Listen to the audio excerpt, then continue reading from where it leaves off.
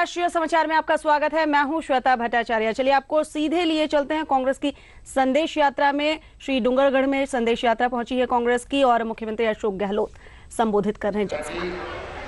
संदीप धनखड़ साहब, मुमताज नशीद जी, हमारे प्रमुख साहब रामेश अधूरी जी, हमारे जिला अध्यक्ष लक्ष्मण करावकर जी,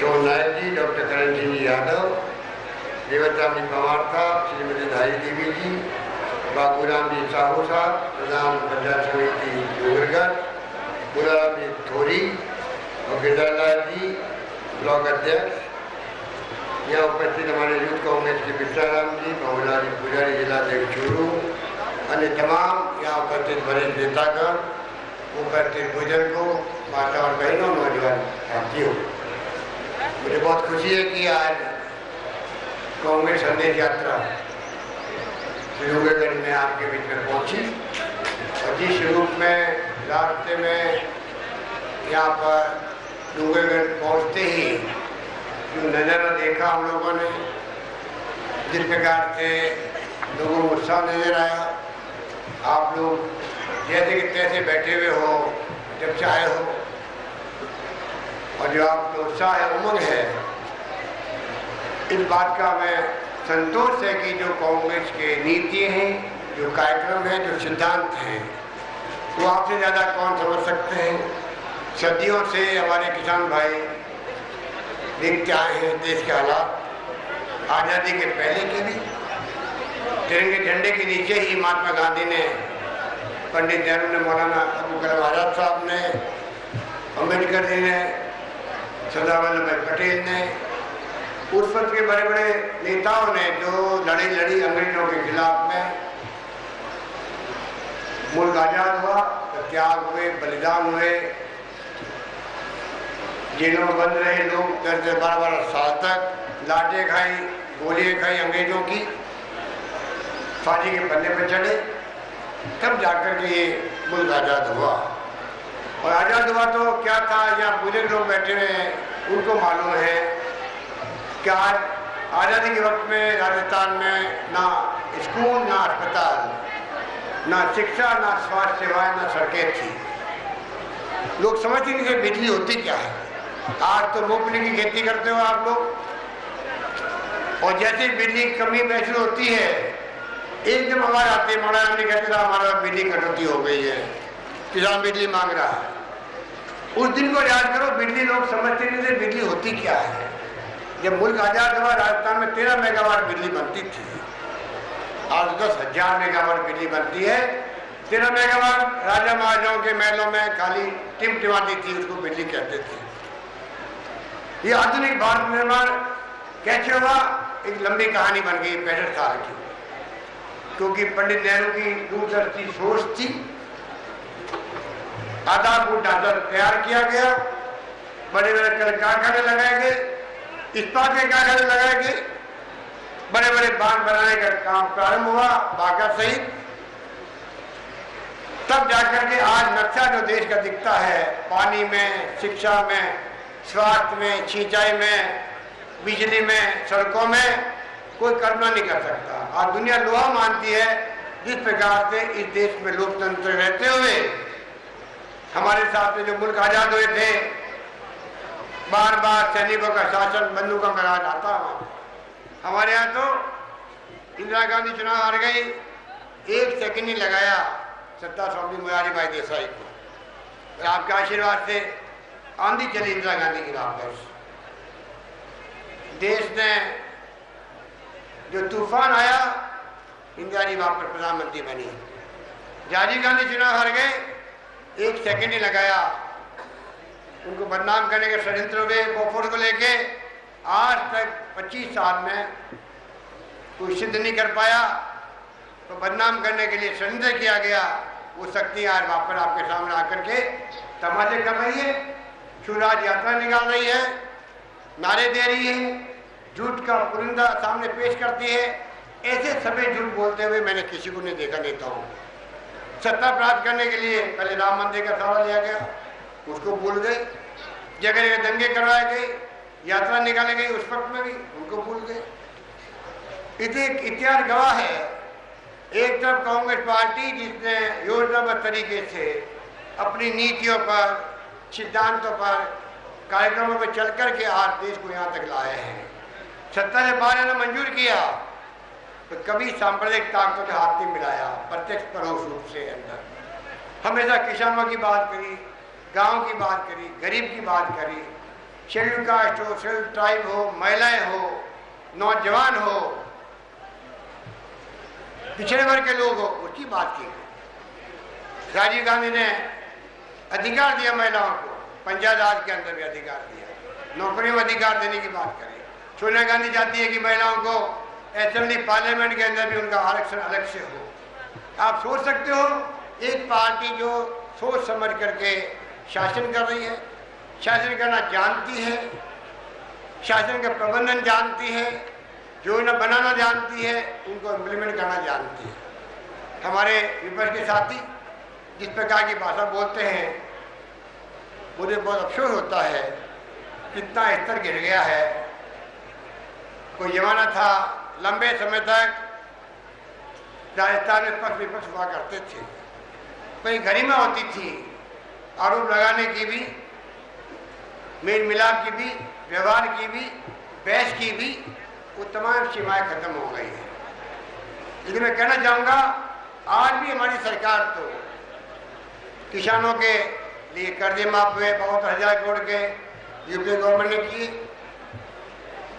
राजस्थान सरकार ने 1.5 लाख रुपए तक का कर्जा लेने वाले के ब्याज माफ किया, ब्याज हम भरेंगे बैंकों में, किसान को नहीं भरना पड़ेगा। हमने कहा 5 साल तक बिजली की दर नहीं बढ़ाएंगे, ये कोई फैसला मामूली नहीं था। 5,000 करोड़ से अधिक पैसा हम जमा करवाते हैं किसान के खाते में, बिजली कंपनियों को, इसलिए भार नहीं पड़ता किसान पर। 13,000 करोड़ की बिजली हमने खरीदी है बाहर के राज्यों से, जैसे कि बिजली की सप्लाई मेंटेन रही राजस्थान के अंदर, किसान के लिए भी, उद्योग के लिए भी और घरेलू कनेक्शन के लिए भी, तब जाकर के मेंटेन हो पाता है। और बातें तो बहुत बड़ी बड़ी कर देते हो, आंकड़े गवाह है। आपने 5 साल में कितनी बिजली पैदा करी। ये चंद्रबानी मंत्री थे मेरे, जब मुख्यमंत्री था पिछली बार, तब रिकॉर्ड बनाया राजस्थान के अंदर, देश के अंदर 1,750 मेगावाट, नंबर 1 हम लोग थे। उसके बाद बंगाल था जिन्हें 1,600 मेगावाट बिजली पैदा करी थी। सरकार बदल गई दुर्भाग्य से, सरकार आ गई बीजेपी की, खुद ने कुछ किया नहीं। हमारा बिजली का उत्पादन तो उसका काम लिया, हमारे प्रोग्राम चलते थे उसकी आलोचना करी, राज कर लिया। राज क्या किया वो आपको मालूम है, मैं तो कहता हूँ शासन नहीं कुशासन था। झूठे वादे करके आप सत्ता में आ गए, जो मिला रास्ते में यात्रा में आप उसको वादे करते गए। सत्ता में आने के बाद में गरसान रावला में पानी मांगा, और नेत्राम बेनीवाल, चाहे वो सीपीएम के हो सकते हैं, वल्लभ कोचर कांग्रेस हो सकता है, वहाँ पे तो सीपीएम थी, सीपीआई था, कांग्रेस थी, बीजेपी थी, चाहे व्यापारी थे, सबने मिलकर कहा भाई कि हमें पानी चाहिए। आपने कहा मुख्यमंत्री के रूप में शिखर में ये लोग गुंडे हैं, असामरिक तत्व है, कोई मांग नहीं वहाँ पे पानी की। आपका अहम घमंड जो लोकतंत्र में कभी हिस्सा नहीं रखता है, उसके कारण गोली चली, 7-8 किसान मारे गए, खाजूवाला मारे गए, टोंक में 16 मारे गए, 6-7 किसान मारे गए वहां पर, एक महिला मारी गई, 8 महीने का बच्चा था पेट के अंदर। सोनिया गांधी दूसरे दिन वहां पहुंच गई, घूसने ने वादा किया आपने झूठा, आते ही आरक्षण दे देंगे आपको। आज ऐसा दिया, 70 गुजर मारे गए, 70 गुजर मारे गए। आप कल्पना करो इस प्रकार का शासन, 90 लोग मारे गए हों, 21 बार फायरिंग हुई हो जिस प्रदेश के अंदर, 5 साल में भ्रष्टाचार की तमाम सीमाएं पार कर गई हो, किस प्रकार से हुआ वो तो लंबी कहानी है, बार बार क्या दौरा है आपको मालूम भी है। क्या हुआ था उस राज्य के अंदर, कैसे कैसे दलाल आके बैठे थे बम्बई से, दिल्ली से, कैसे लूटा गया, रामबाग होटलों में बैठे क्या सौदे किए गए, ये सबको राजस्थान की जनता को मालूम है। इसलिए मैं कहना चाहूँगा वो लोग आज फिर के गुमराह कर रहे हैं। मैं समझता हूँ कि आम जनता समझती है, उनकी क्रेडिबिलिटी क्या रही है जनता में, लोग जानते हैं इस बात। जितना झूठ बोलेंगे उतना ही कांग्रेस के परसेंटेज ऑफ वोट बढ़ेगा, ये मैं आपको कहना चाहूँगा। जितनी झूठ बोलेंगे उतना लोग समझ जाएंगे, और झूठ का पुलिंदा सामने आ रहा है रोज का रोज। अभी डॉक्टर चंद्रमा जी ने कहा आपको, उत्तराखंड को ले लीजिए, और ये शर्म आने की बात है, आज भी 494 लोग राजस्थान के लापता है। 494 लोग, वो 100, 150, 200 घर होंगे, उन घरों में क्या बीतती होगी कोई समझ नहीं सकता है, कोई सोच नहीं सकता है। हमने तो इमीडिएटली वहाँ पहुँचे, चंद्रमा जी भी साथ में थे, महेश जोशी भी साथ थे, लोकसभा के मेंबर जयपुर के 50, 60, 70, 80 अधिकारियों को, तहसीलदार को, आरएस ऑफिसरों को, पटवारियों को हमने साथ वहाँ बुलाया। ऋषिकेश में, हरिद्वार में, देहरादून में कैंप खोले। हमारे एसएन सुब्बाराव जी के साथी थे, वो लोग आए वहाँ पर। स्काउट के बच्चे अभी तक वहाँ पर काम कर रहे हैं, एनएसएस के बच्चे काम कर रहे हैं, माउंटेनियरिंग के लोग पहाड़ों पर जाने की कोशिश करी। आज सबको मालूम है कि आर्मी ने जो ऑपरेशन किया, 22-20 हमारे हेलीकॉप्टर, 3 हेलीकॉप्टर वहाँ पर नीचे गिर गए, 3 हेलीकॉप्टर गिर गए, उसमें 20 बड़े बड़े ऑफिसर मर गए उस हेलीकॉप्टर के अंदर। एक एक आदमी बचाने का प्रयास किया गया। एक दिन के लिए वहाँ गए नहीं, 4 लोगों को भेज के फॉर्मेलिटी कर दी। एक दिन चौपड़ में घूम करके भीख मांग ली, चंदा दो हमें उत्तराखंड के नाम पर, खाली राजनीति करने के लिए। अरे चंदा देने वालों की रास्ते में लाइन लगी रहती है। हमारे यहाँ की परंपरा है, हमारे यहाँ दानदाता है, हमारे प्रवासी राजस्थानी हैं, उनकी क्या बात करें, वो भी हमेशा मदद करते हैं, कोई कमी रखते नहीं है। समाज के लोग, विभिन्न समाज के लोग आगे आते हैं। रोज मुख्यमंत्री निवास पे आकर के मुख्यमंत्री रिलीफ फंड में पैसे दे रहे हैं। आज 35-40 करोड़ रुपए इकट्ठा हो गया होगा राजस्थान के अंदर। कर्मचारियों ने 1 दिन का वेतन दिया अपना, मैं उनको धन्यवाद देना चाहूँगा। एक तरफ तो ये हालात थे, अब उस पर राजनीति करना चाहो। सबको मालूम है कि 16-17 तारीख को जब बादल फट गया, रामबाड़ा बह गया, केदारनाथ बह गया, क्या हालात हुए होंगे वो तो हम 4 दिन रहे, हमें मालूम है। आप लोग तो गए ही नहीं हो वहाँ पर। उसके बाद में आप बैठे बैठे आप लोग गुमराह कर रहे हो, और इनकी फितरत के अंदर है गडेली आंसू बहाना, बेखूबी आता है इनको, पर जनता भूली नहीं है। जब गुजर मारे गए थे दिल्ली नजदीक के जयपुर के, सुबह 8 बजे फायरिंग हो गई, 22 लोग मारे गए। दिन भर आप दिल्ली में रहे, रात को 10 बजे 11 बजे आए जयपुर के अंदर, तो मुझे हेलीकॉप्टर नहीं मिला। अरे 50 हेलीकॉप्टर खड़े रहते हैं आज के ज़माने के अंदर, हवाई जहाज हेलीकॉप्टर है, और नहीं मिला तो 4 घंटे का रास्ता दिल्ली जयपुर तक का। इतनी समझ हिंद नेता मैंने कभी नहीं देखी। जोधपुर में मेहरानगढ़ फोर्ट के अंदर आपको मालूम है, चामुंडा माता के दर्शन करने गए, सुबह सुबह 4 बजे हादसा हुआ, 216 बच्चे मारे गए, 216 बच्चे मारे गए। खबर पहुंची मुख्यमंत्री के बाद में, मैं भी दिल्ली से जयपुर जा रहा था, हमने गाड़ी रोकी एयरपोर्ट पर, कोशिश की कोई प्लेन मिल जाए तो जोधपुर पहुंचे, क्योंकि इतना बड़ा हादसा हो गया है, हाहाकार मच गया है।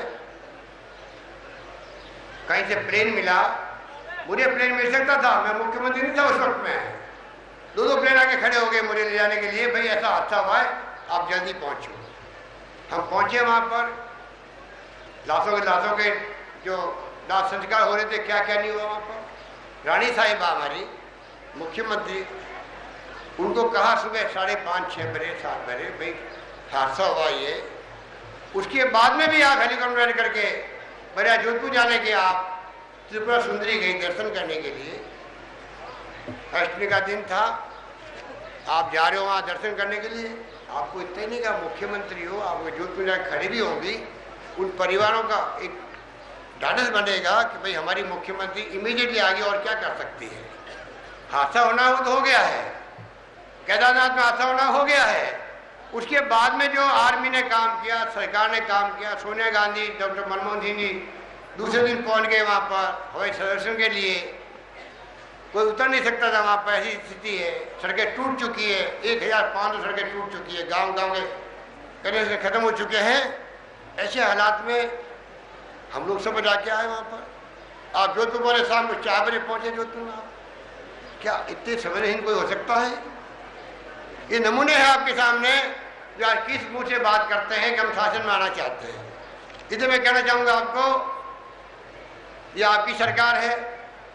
हमने जो फैसले किए हैं, सोनिया गांधी ने महिलाओं के लिए जननी शिशु सुरक्षा योजना लेके आई है और लाखों महिलाओं के 16 लाख महिलाएं अभी तक प्रसव अस्पताल में हुआ है।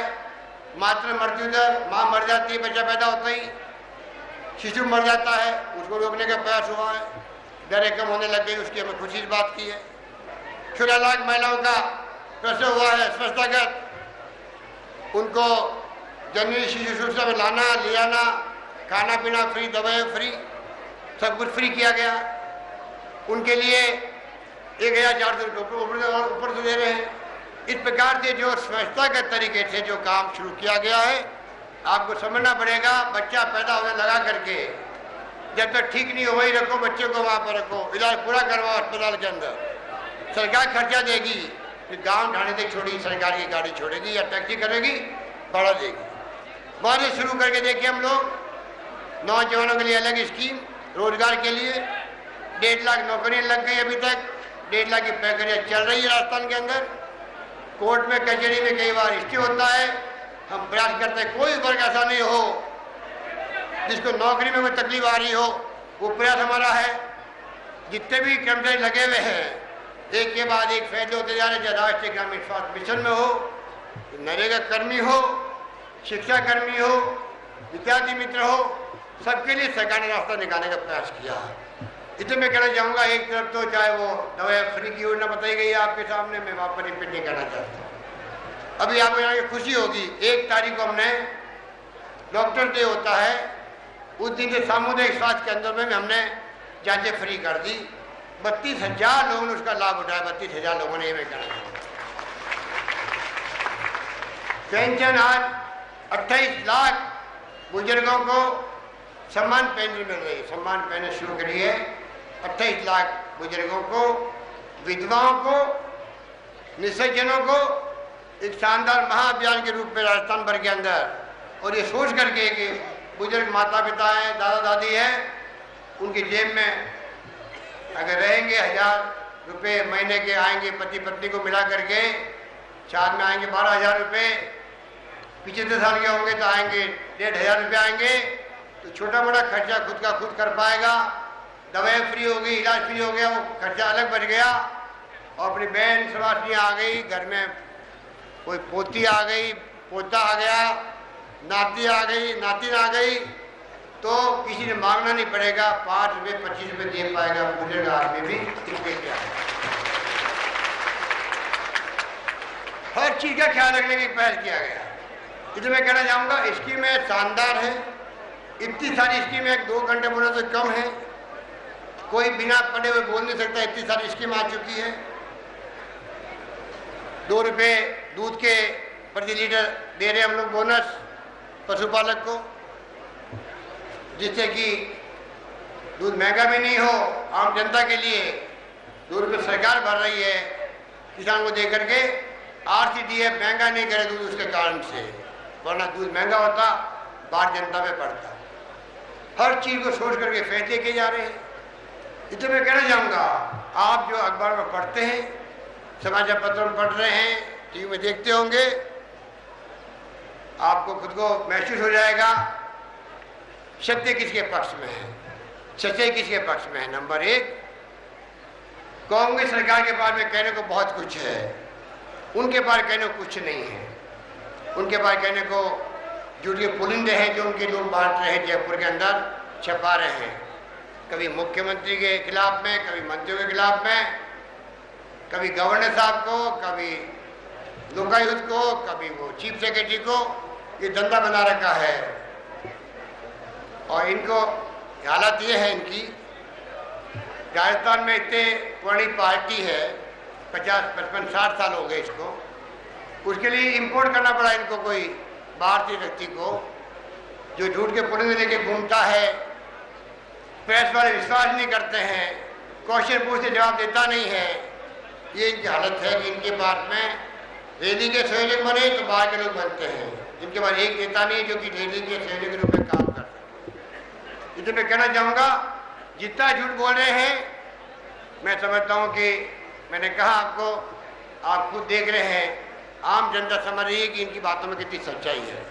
मैं तो आपको इतना कहना चाहूँगा, बिजली का उत्पादन हो, पानी की योजना में सोनिया गांधी जी आई थी अभी नागौर में जायल के अंदर, लाखों लोग इकट्ठे हुए वहाँ पर, सूरजगढ़ के अंदर पावर प्लांट, आधुनिक पावर प्लांट है वो, सुपर क्रिटिकल, 15 साल में जितने प्लांट लगे हैं वहाँ पर सूरजगढ़ में, वो लगे हैं 1500 मेगावाट के। और एक प्लांट जो आएगा ये, जो अभी 15-20 दिन पहले उसका हुआ शिलान्यास, 1320 मेगावाट का होगा एक प्लांट। इतना बड़ा प्लांट लग रहा वहाँ पर। ऐसे प्लांट छपड़ा और लग रहे हैं। इस प्रकार से योजनाबद्ध तरीके से 5000 से अधिक मेगावाट का उत्पादन शुरू हो गया राजस्थान के अंदर। पवन ऊर्जा अलग 2500 मेगावाट का उत्पादन शुरू हो चुका है। सूर्य भगवान की कृपा से बिजली अलग पैदा हो रही है, सूर्य किरणों से सोलर ऊर्जा। फलौदी के अंदर भी और जगहों पे भी, बीकानेर के अंदर भी आप सोच सकते हो, सोलर ऊर्जा हो, पवन ऊर्जा हो, बायोमास हो, थर्मल हो। सरकार इस प्रकार से चल रही है जिससे कि आने वाले वक्त के अंदर किसान को है, उद्योगपति को है, आम उपभोक्ता को है, कोई तकलीफ नहीं आए।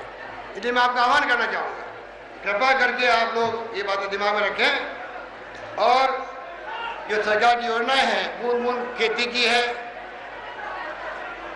फव्वारा खेती की है, उसको अपनाने का प्रयास करें जिससे कि आने वाले वक्त में हम लोग किस प्रकार से राजस्थान में खेती को बढ़ावा दे सके, कम पानी में आपके ज़्यादा उत्पादन हो सके, उसी पानी में। इस प्रकार की व्यवस्था सरकार ने करी है। 90% सब्सिडी दे रहे हैं अलग से, सोलर पंप लगाएंगे उनको 86% सब्सिडी है। इस प्रकार से जो योजनाएं सरकार ने बनाई है उनको आपको समझना है। और मैं उम्मीद करता हूँ कि सब क्षेत्रों में जो काम हो रहा है, सड़कों के क्षेत्र में, पानी में, बिजली में, शिक्षा में, स्वास्थ्य सेवाओं में, सिंचाई के अंदर डिग्री वाले को 3 लाख रुपये दे रहे हैं, बनाने वाले को अनुदान के रूप में, जिससे कि वो फव्वारा खेती कर सके। किसान के लिए सरकार ने जो प्रायोरिटी तय की है वो आपके जहन में है। इसलिए मैं कहना चाहूँगा, कोई वर्ग हो, SC वर्ग हो, ST हो, OBC हो, माइनॉरिटी हो, महिलाएं हो, युवा हो, आज 15 जुलाई को एक साथ में लैपटॉप मिलेगा 18-19 हज़ार का, 1,11,000 छात्रों को। अभी हमने 3.5 लाख चेक बांटे हैं, 6-6 हज़ार के, 8,000 बच्चों को बांटे हैं, जिससे कि PC टैबलेट से कंप्यूटर सीख सके, एक्सपर्ट बन सके। मकान बनाने के पहले 50,000 देते थे, अब हमने 75,000 कर दिए हैं। गरीब का मकान बने गांव के अंदर, उसके चेक बटेंगे आपके 15 जुलाई को। हमारे प्रभारी मंत्री आएंगे। जो हमारे दिव्यांग भाई बहन है, पोलियोग्रस्त है, चल नहीं सकते हैं, उनको साइकिल की बजाय 59,000 की मोटरसाइकिल, ट्राईसाइकिल मोटर 3 पहियों वाली 1,000 साइकिलें बांट रहे हैं हम लोग पूरे राजस्थान के अंदर। वो प्रोग्राम वहाँ पर होगा। इस प्रकार से एक के बाद एक प्रोग्राम। अभी आपके साड़ी और कंबल के चेक मिल रहे हैं। अब हमारे विपक्ष के लोग कह रहे हैं, पूर्व मुख्यमंत्री महोदय रेवड़िए बांट रही सरकार, रेवड़िए बांट रही है और ईमान मत बेचना। मैंने कहा मैं इसको कंडेम करता हूँ, निंदा करता हूँ। ये पैसा जनता का है। हमने योजनाबद्ध तरीके से वित्तीय प्रबंधन किया है, पैसा पैदा किया है जनता से ही टैक्स के रूप में। शानदार वित्तीय प्रबंधन हमारा है, केंद्र से पैसा मिलता है उसका हमने सही उपयोग किया है। 40,000 करोड़ का बजट पेश किया है, इतिहास का सबसे बड़ा बजट मैंने पेश किया है। और योजनाएं जो है वो घोषणा करने में और लागू होने में साल भर लगता है, 2 साल लगता है, 3 साल लगता है। आज हम कहते हैं विश्वविद्यालय बनाएंगे, तो आज बीकानेर विश्वविद्यालय बनते हुए 10 साल हो गए हैं, 12 साल हो गए हैं। आज भी उसमें कई काम होने बाकी रहते हैं। जहाँ जहाँ हमने विश्वविद्यालय घोषित किया है, वाइस चांसलर नियुक्त हो रहे हैं। FA पहले लग चुके थे, फाइनेंशियल एडवाइजर, रजिस्ट्रार लगा दिया, पहले हमने ग्राउंड वर्क कर लिया, अब हमारा आगे काम चालू है। जो मैं कहना चाहूँगा, जो आरोप लगाए जा रहे हैं कि सभाओं के अंदर, उनमें कोई दम नहीं है। वो खाली सत्ता के अंदर आने के लिए कैसे लोगों को गुमराह करें, उस कारण से ये आरोप लगाए जा रहे हैं और कहते हैं रेवड़ियाँ बांट रहे हैं तो और थाली कटोरा दे देंगे। तो वही लोग हैं जिन्होंने पिछली बार जो अकाल सूखा पड़ा था, मैं मुख्यमंत्री था उस वक्त में, 4 साल लगातार अकाल सूखा पड़ा था, आपको याद होगा। उस वक्त में ये लोगों ने कहा था, वसुंधरा जी ने कहा था, राजस्थान का मुख्यमंत्री अशोक गहलोत तो दिल्ली की सड़कों पर गेहूं की भीख मांगता फिर रहा है कटोरा लेकर। कटोरा इसलिए याद आ गया वहाँ पर। मैंने कहा मुझे गर्व होगा अगर मैं घर घर में गेहूं पहुंचा सकूं, तो मेरे लिए शर्म की बात नहीं होगी, गर्व की बात होगी कि मैंने राजस्थान की जनता को घर घर में गेहूं पहुंचा दिया। और ये करके दिखाया था। इन्होंने कहा लोग भूख से मरेंगे अकाल में। मैंने कहा भूख से मरने की बात छोड़ो, मेरे मुख्यमंत्री रहते हुए एक परिवार को भूखा नहीं सोने दूंगा, ये मेरा संकल्प है, वो मैंने करके दिखा दिया। गाँव गाँव गेहूं के बोरे रखवा दिए हम लोगों ने। इसलिए मैं कहना चाहूँगा इनकी कथनी में करनी में अंतर है। अब झूठे वादे करें बच्चों से, टेट खत्म कर देंगे आते ही। हर एक छात्र जाता टेट खत्म होना चाहिए, हम भी चाहते हैं टेट खत्म हो। पर जब लोकसभा कानून बन गया, गुजरों का आरक्षण दे देंगे आपको, आपके हाथ में आरक्षण था नहीं, संविधान में संशोधन हो तो ही आरक्षण मिल सकता था। झूठा वादा किया, उसके कारण फायरिंग एक के बाद एक होती गई, लोग मरते गए। आप झूठा वादा क्यों करते हो? आपको मालूम है कि लोकसभा में जहाँ बीजेपी बैठती है, सीपीआई बैठती है, सीपीएम बैठती है, जनता दल होता है, सबने बिल बना के पेश किया, पास किया, वहाँ पर उस पर टेट का प्रावधान कर दिया है। टेट होगा तब जाकर के आगे नौकरी के लिए वो क्वालिफाई होगा छात्र। आप झूठा वादा कर रहे हो, कल क्या जवाब देंगे हम उनको? हम भी चाहते हैं टेट खत्म हो जाए, हमने प्रयास भी किया, पर आप वो बातें कह रहे हो जो कि आपको मालूम है सत्ता में आने वाले हैं नहीं। गुमराह करे, चोरी करे, बिजली देंगे। अरे बिजली हम पैदा कर रहे हैं, हम देंगे बिजली, हमने लिखा मैनिफेस्टो के अंदर। इसलिए मैं कहना चाहूँगा आपको, आपने मंगलाराम जी को 3 बार कामयाब किया। पहले भी लोग इनके बारे में कई आशंका करते थे, तो आपका आशीर्वाद मिला, आपने भरपूर सार्थक की सहयोग किया, इनको कामयाब किया, ये आपके लिए समर्पित रहे। जब कभी जयपुर आते हैं और कोई काम नहीं होता, इनका काम ये होता भाई मैं हर महकमे की कामों को मैं कैसे करवाऊँ मंत्रियों से, मुख्यमंत्री से। और मैं आपको विश्वास दिलाता हूँ, पहले हमने इनकी बात कभी डाली नहीं थी, अब इन्होंने और कई सुझाव दिए यहाँ पर।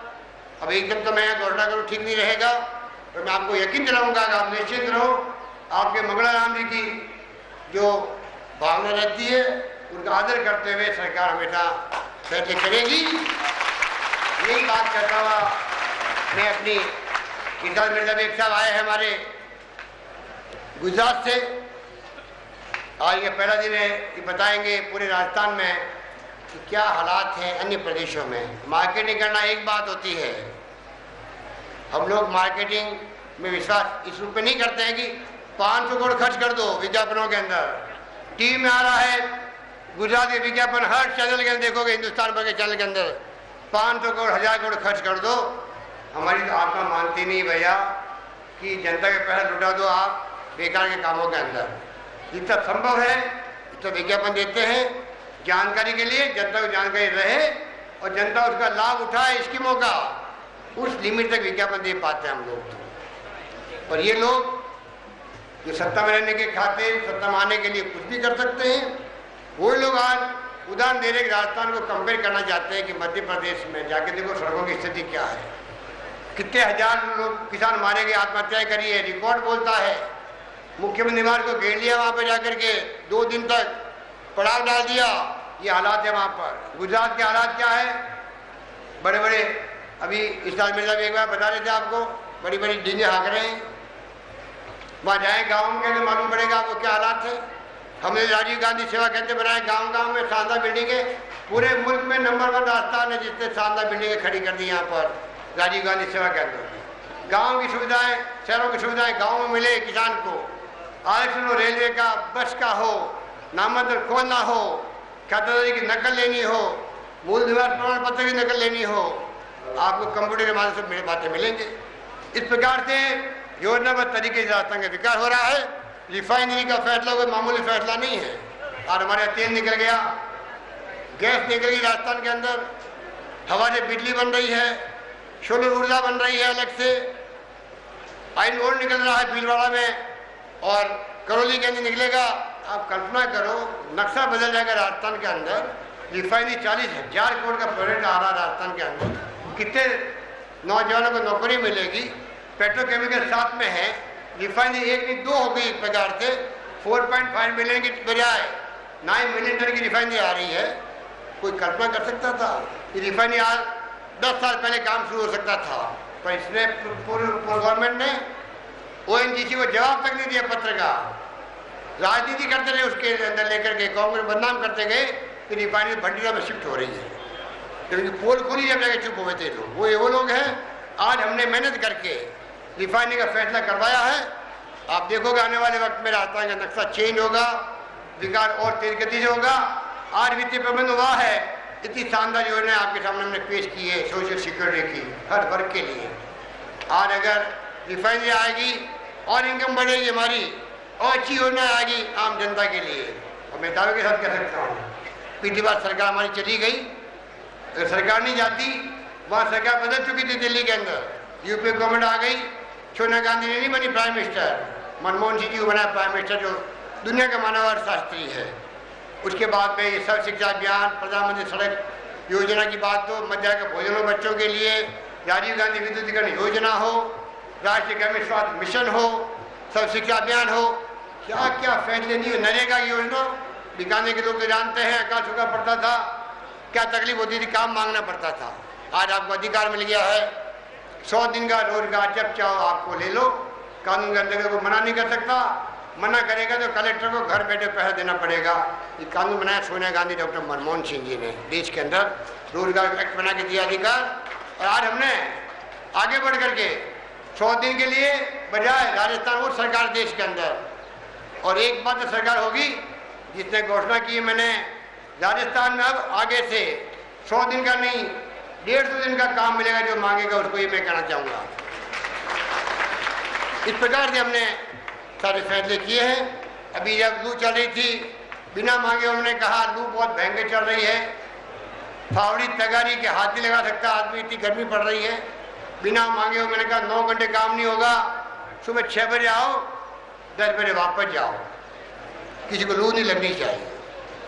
ये हमने फैसला करवाया। इसलिए मैं कहना चाहूँगा आपको कि सरकार तो फैसला कर ही रही है। फूड सिक्योरिटी एक्ट दिल्ली में जो अध्यादेश जारी हुआ है, उसके बारे में मेरे पूर्ववक्त में बता दिया आपको। इतने शानदार कार्यक्रम आम जनता के लिए, जैसे सोनिया गांधी ने कहा था, कांग्रेस का हाथ आम आदमी के साथ, कांग्रेस का हाथ गरीब के साथ, उनको आधार बना करके तमाम काम हो रहे हैं। और हमारे विपक्षी पार्टी के लोग झूठे आरोप लगा रहे हैं। रॉबर्ट वाड्रा को लेके आ गए यहाँ पर। अरे भाई पूछो उनको, आज 5 लाख नौजवान राजस्थान के ऐसे होंगे जो जमीनों में काम करते हैं, जमीन खरीदते हैं, बेचते हैं, फ्लैट बनाते हैं, फ्लैट बेचते हैं। अगर रॉबर्ट वाड्रा ने कोई गलती की है, कानून अपना काम करेगा उसके लिए भी। सोनिया गांधी कभी नहीं कहती है कि मेरे किसी परिवार के लोगों को कोई तरह का फेवर मिलना चाहिए। यदि उनकी सोच है, वही सोच हम लोगों की है। हम कभी नहीं चाहेंगे कि भाई भतीजावाद हो, परिवार के लोगों को फ़ायदा मिले। इस प्रकार की राजनीति बचपन से करनी हमने शुरू करी है। सोनिया गांधी तो, राहुल गांधी, प्रियंका गांधी का भी रणथंभोर आ जाते हैं तो वो मुझे फ़ोन करती है, ध्यान रखना वहाँ पर जो नियम बने हुए वहाँ पर राहुल गांधी के लिए, प्रियंका गांधी के लिए नियम नहीं टूटने चाहिए। कितने बजे का टाइम है, कौन जीप जा सकती है, कौन नहीं जा सकती है, इतना ध्यान रखने वाली जो महान नेता है, उनके परिवार को बदनाम करना। किसने धंधा किया, सरकार के वो सहयोग लिया क्या? अगर सरकार के सहयोग से जमीनें खरीदते कोई व्यक्ति, सरकार सहयोग करती उनको, शिलिंग में जमीनें आती, सरकार कार्रवाई करती। कोई शिलिंग में आ रही हो बताओ हम लोगों को, हम कार्रवाई करेंगे। बिना कोई जमीनें खरीदी बेची, उसका कौन क्या कर सकता है? कोई धंधा कुछ भी कर सकता है। पर जिस प्रकार से प्रदेश में घूम घूम करके सोनिया गांधी बदनाम कैसे करते, उनके बारे में जो सख्त काम लिए जाते हैं आपको मालूम है। इतने ओछे तरीके से सख्त काम लेना किसी नेता के लिए, जो महान नेता है देश की, दुनिया लोहा मानती है उनका। इनकी माँ जो विजयराजे सिंधिया जी थी, वसुंधरा जी की, हम बचपन में देखते थे, आपने देखा होगा, अटल बिहारी वाजपेयी जी, विजयराजे सिंधिया जी आती थी राजस्थान के अंदर, बीजेपी पनपी थी धीरे धीरे उस जमाने के अंदर, पब्लिक मीटिंग हुआ करती थी, सब लोग जाते थे सुनने के लिए। कभी किसी कांग्रेस नेता ने, मोहनलाल सुखाड़िया हो तो बरकतुल्लाह खान हो, हृदय जोशी हो, कभी भी उनकी मीटिंग को डिस्टर्ब नहीं किया, उनके साथ दुर्व्यवहार नहीं किया। और ये ऐसी नेता आ गई राजस्थान की, एक बार मुख्यमंत्री बन गई, क्या घमंड, क्या अहम रखा है, कोई सोच नहीं सकता। क्या सब काम लेते हैं, हम सोच भी नहीं सकते। इस प्रकार के हालात में जो राजस्थान में काम देख रहे हैं आप लोग, वो सूराज यात्रा नहीं है, वो पूराज यात्रा है। वो यात्रा वो है जो अहम की है, घमंड की है, करप्शन को बढ़ाने वाली यात्रा है। इसलिए मैं आपका आह्वान करना चाहूँगा और आगाह करना चाहूँगा, कृपा करके चुनाव में बार बार आना होगा नहीं। आप जितने लोग बैठे हुए यहाँ पर, आप संकल्प लेके जाओगे तो या तो सीट जितानी है आपको मंगलाराम जी को, पर कृपा करके आप आसपास के क्षेत्रों में आप संदेश दें कि कांग्रेस भारी बहुमत से वापस सरकार बनाए। तीन बात करते मैं अपनी बात समाप्त करता हूँ। धन्यवाद, जय हिंद।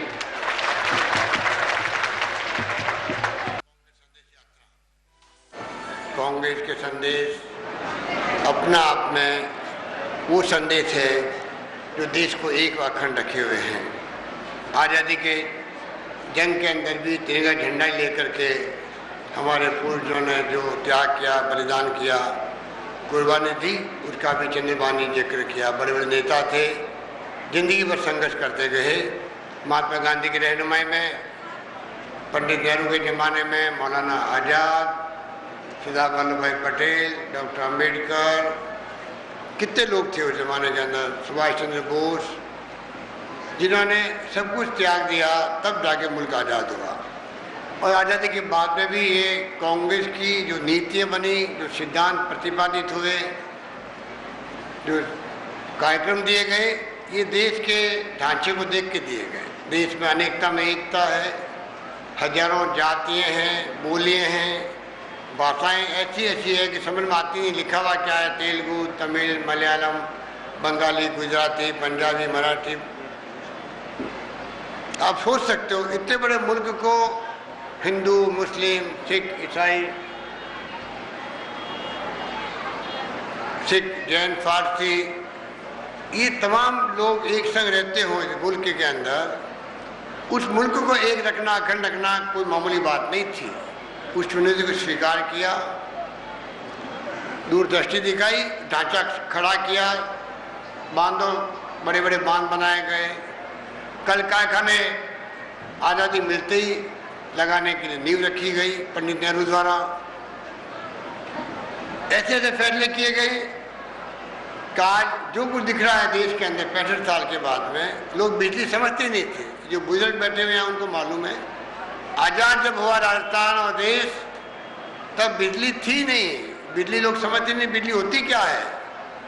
राजा महाराजा महलों में खाली जनरेटर चलते थे तो बिजली टिमटिमाती थी खाली, उसको बिजली कहते थे। आज तो पूरे मुल्क में शिक्षा में कोई स्कूल नहीं थी, जमाने में अस्पताल नहीं थे। आज पानी में, बिजली में, शिक्षा में, स्वास्थ्य में, सिंचाई में, सड़कों में, विज्ञान में, तकनीकी के अंदर कंप्यूटर आ गए, मोबाइल फ़ोन आ गए। महिलाएं मोबाइल फ़ोन रखती है, अपने खेत में काम करती करती फ़ोन करती है अपने पति को, अभी मैं दिल्ली से आऊँगा। इतनी बड़ी क्रांति क्या हुई है आईटी के क्षेत्र में, इसको हमें समझना पड़ेगा। ये कांग्रेस की देन है देश को। राजीव गांधी का सपना था हम विज्ञान में, टेक्नोलॉजी में दुनिया के विकसित राष्ट्रों के मुकाबले आके खड़े कैसे हों, ये उनका सपना था। पंजाब राज्य में कैसे अधिकार मिले, महिलाओं को आरक्षण मिल गया, SC, ST, OBC को आरक्षण मिल गया पंचायतों के अंदर।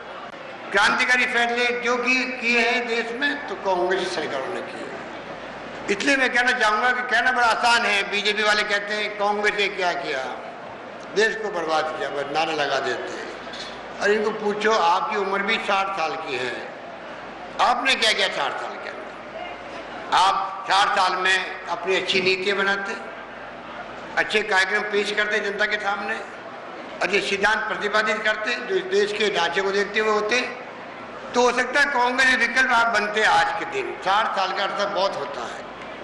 मैं पूछना चाहूँगा, 60 साल में आप विकल्प क्यों नहीं बन पाए? आपको दक्षिण में कोई जानता ही नहीं है। ले देखिए कर्नाटक में आपकी पहचान बनी, एक बार सरकार बनी, दुर्गति हो गई, वापस झोली में आ गई कांग्रेस की सरकार। अभी 2 महीने पहले 3 सरकारें कांग्रेस छीनी इनसे, हिमाचल की, उत्तराखंड की और तीसरी कर्नाटका की। तो कुछ तो होगा कांग्रेस में खासियत जिस कारण से कांग्रेस को लोग पसंद करते हैं, उनकी नीतियों को, उनके कार्यक्रमों को, उनके सिद्धांतों को लेकर चलना चाहते हैं। जान की बाजी लगा दी इंदिरा गांधी ने। एक महिला थी, दुनिया में नाम कर दिया, महिला राज कर सकती देश के अंदर। इतने बड़े मुल्क के अंदर हिंदुस्तान दुनिया का आबादी की दृष्टि से तो चीन के बाद में दूसरा मुल्क है और प्रथम लोकतंत्र मुल्क है देश दुनिया के अंदर। वहां महिला राज कर रही थी इंदिरा गांधी, छीना छलनी कर दिया आतंकवादियों ने उनका। प्रधानमंत्री थी उस वक्त में वो।